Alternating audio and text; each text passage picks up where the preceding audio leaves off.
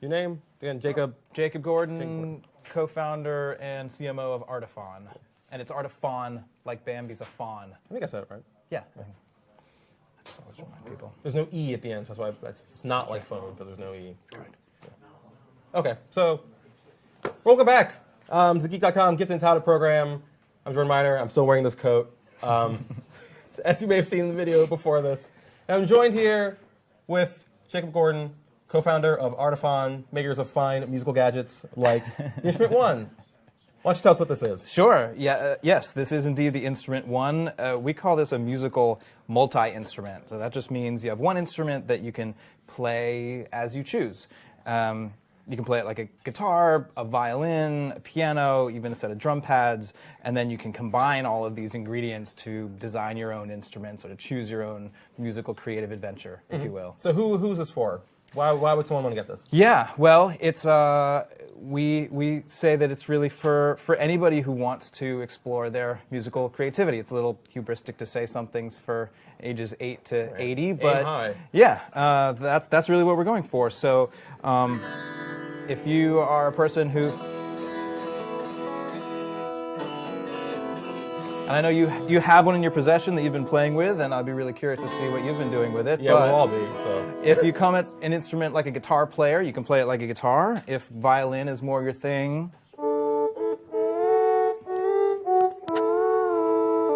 your frets can go away. You can slide around between notes, and you can get your sort of cello sounds all the way up to violin. So this is an interesting futuristic hybrid of the string family. If piano is more of your mode, you have piano notes all laid out in a grid, a little different than a typical black and white piano keyboard. And then if you want to make beats and things like that, you have a set of drum pads, 12 pads, all lined up in a row. And these can make any kind of sound you'd want them to make. Donald Glover would have a field day with this. Well, before he dies. So all in one dang thing. Yeah, and so those are your basics, but like I said, we've got a bunch of sounds in here so you can combine. So this is hooked up to the app? Yes, so this is a connected device. It plugs into your iOS device. We have an app for it that you can download. You can also plug it into your laptop, your Mac, or your PC, and you can use our software, or if you want to go more pro, you can plug it into things like GarageBand for multi-tracking, or if you're a little bit further along with things like Logic and Pro Tools and Ableton Live, it plugs into all that stuff. So too. It's a MIDI controller, essentially. It speaks the MIDI language, yeah. Unlike a lot of MIDI controllers, it has a battery built in, it has speakers built in, so it's a little bit more like a self-contained instrument. You just have this one cable runs straight in. It's an iOS-approved device, so USB Lightning connector. But yes, under the hood, it's a MIDI controller. Nice. Sweet.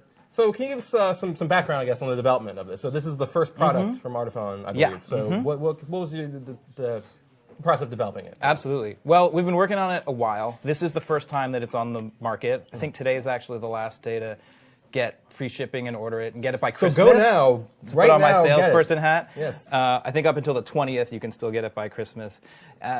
So we've been working on this. This has been sort of in the oven for a while. We launched it as a Kickstarter campaign last spring. It raised $1.3 million from something like 3,400 It's like backers. the most funded, or one of the most funded? For a musical instrument, it's the most funded on any crowdfunding platform. Excellent. In fact, most funded for music creation concept on crowdfunding. And really, I think part of the reason that it really worked for people is we're trying to take those traditional musical familiar things like strumming, tapping, bowing that we know and love from traditional instruments, but give it the kind of friendliness, accessibility, familiarity that we really love about our gadgets and our mobile technologies. Just plug it in. It's got its own battery inside. Because other MIDI controllers are either just like a keyboard or like just some sort of box with buttons on it. So to have that familiarity for people who play other instruments. And just to take the plug and play, take it out of the box experience. Right. Traditionally, a MIDI controller is not going to be that. It's a component in a larger ecosystem of like signal chain music making, which for most people is just like not. Right. So yeah, so you want to get people who either know nothing about music or people like me who maybe have some musical experience but kind of lapsed. Like we've talked before about this. And yeah. It was very cool to get kind of get reconnected with what I liked about music and like composition and performance. Sure. very quickly with this. That was what most impressed me about it. So. Yeah, I remember the first time we hung out. So you can plug headphones. There's speakers in it, of course, one so on either end. People can't hear you. Very like. Yeah, struggling. you can plug headphones in, and it's all in stereo, and you can sort of get lost in that inner creative experience, which is sort of a big part of just the creative confidence of exploring music, which is such a big part of our philosophy. We want people to have a creative toolkit that they choose how they want to use, and they're saying like, oh, I want to play pads, but I want it to sound like a synthesizer or like I want a guitar that makes saxophone noises, or I want a piano that plays vaporwave. Right. I mean, here's your guitar that plays saxophone noises. Cool. And then it's up to you to sort of see how you turn that into something creative and satisfying. So you're giving people opportunities to use this in like museums, I believe, or like so. We have a couple relationships with museums, interestingly enough. I will say that one of the thrills of 2016 was being invited to the Museum of Modern Art, where they had a exhibit of called Making Music Modern, and it was like classic guitars and beautiful pieces of design and rock posters and Brian Eno's music for airports being played with a plate glass window as a resonating panel. And this wasn't on display, but they did ask us to come in and like literally stand on the museum podium during business hours and like give a demo and play. Nice. So sounds like the reception. Did people dig it or? Totally dug it. Nice. Totally dug it. And it was very interesting to see the sort of family tree lined up of musical innovation through the years. I mean, it really is. I feel like we're part of this this evolution of what creative tools can do to let people express themselves through sound. Nice. I think we have a question. Oh yeah. Can you play Careless Whisper? I can, right now on the spot. I can whisper carelessly, but I don't know that song. But someone theoretically could. Someone theoretically could play anything they want that person should buy one for themselves, teach themselves how to use it, and then in fact, make a video. My email is jacob@artiphon.com. Send me an email, and we'll figure out how to get you playing that song. What can you play? There are people yelling from behind the set here. I like to. So my favorite thing is like I grew up playing guitars and that's kind of what's 4-track recorders most and cool things. about this, like bringing that method performance to a MIDI controller. It's one of the most interesting and new things that it does, for Right. sure. And there's so many people who played guitars in like garage bands growing up who are now messing around with beats and synthesizers and sequencers, and to bring that kind of string playing guitar and bass technique over into the digital world That's super cool. is pretty rad. Yeah, And it should be like the new in schools. They should, instead of like recorders, they should have this. If they stop slashing budgets. all about it. Yeah, Yeah. absolutely. Oh, it's in left-handed mode. So it has an accelerometer. If you're a lefty, it retunes, so it knows which way you're holding it. It also means we can use the accelerometer to do all kinds of crazy things in the future. Now, I've been messing around with this here in the office for a few weeks now. Okay. And I saw something about being able to use your phone as like the bow in the violin mode. Yeah, that's called iBow. Okay. I have the iPad plugged into it right now, so I won't show you that feature right here and now. But essentially, you're using your iPhone as the virtual bow to control your attack and sustain of the notes while you're fretting your notes with That is such a great like future like right on the razor's edge of really cool and like kind of dumb. Right. I love it. It's like the glasses you're wearing? Yes, these Snapchat spectacles. Yes. So yeah, I mean, bring out mine. Yeah, look, and you got your strap on there, which is Yeah. great. So, Let's just jam out.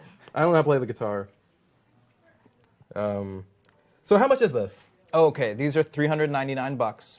This is the white one. There's a black one, sort of like matte black, pretty awesome. And there's a strap and a case, and there's an app for iOS and desktop. So we're a startup, so we keep it simple. That's what's on the menu. So this is the first product from you guys. Anything? So future products going forward will also be music related. Yes, everything's under this umbrella of what we call like casual music making, everyday music making, casual creativity, just helping people get the music that's in their head out into the world by fun, inspiring, intuitive means. Can I borrow your cable Yeah, to get this? you bet. Nice. Oh, we're gonna make such a beautiful noise. So I would like it to be in piano, and I think the most vaporwavy sound. Okay, here's piano, and then here's the sounds. Triangle. There we go. All right, show us what you Turn it got. up. Oh, that's really loud.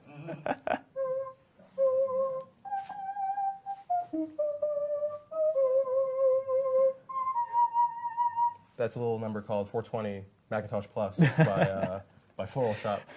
So by being in I've been piano, practicing. you have in a method we call grid. So you have this whole fingerboard laid out with each one of these is a note, and you can tune it any way you want. So you have it tuned sort of like a chromatic grid, but we can tune it like a guitar. So if you just plop down a D chord or an A chord or whatever, My fingers are dumb. There we go.